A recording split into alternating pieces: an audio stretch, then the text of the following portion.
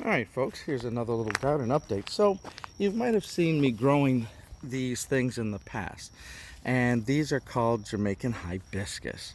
I guess they're kind of related to okra a little bit too in terms of the leaf structure and everything, but I've made a hedgerow here of these things. So if you notice, they're about, well, I don't know, 2 foot so far, and they kind of go down the little hedge here.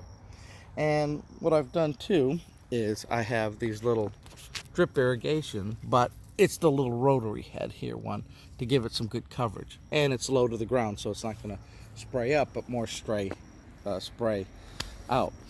But just a little update on these things. So, they're hard to germinate, to be honest with you.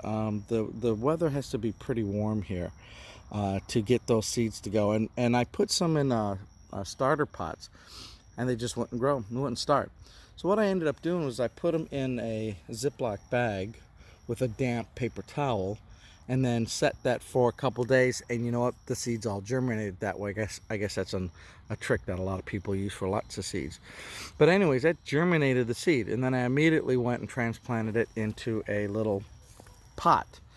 And once those got to a certain size, I came over here and then transplanted them right in, and then I backfilled with mulch.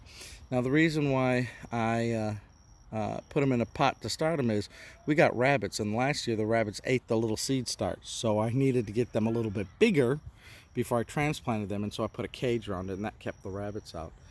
But these Jamaican hibiscus are a great little plant because what will happen is they'll get bigger.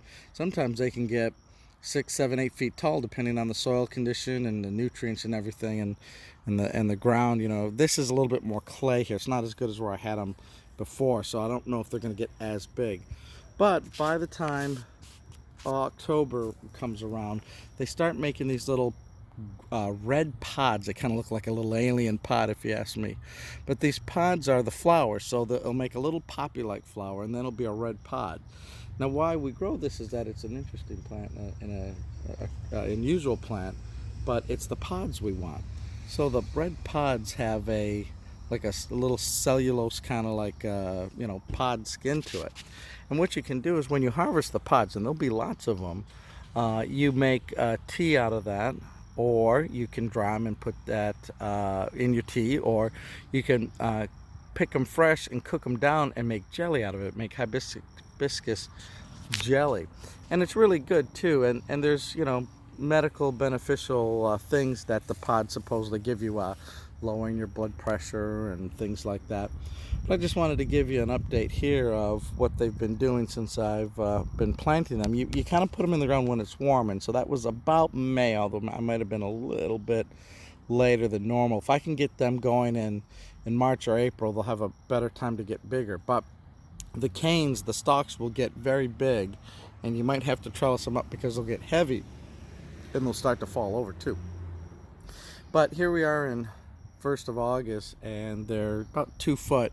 If they can grow another 2 foot, that would be great. And like I say, this ground has been converted from grass, and I've been putting mulch in that for about 2 years here, so it's getting better condition. But yeah, you should try to grow these.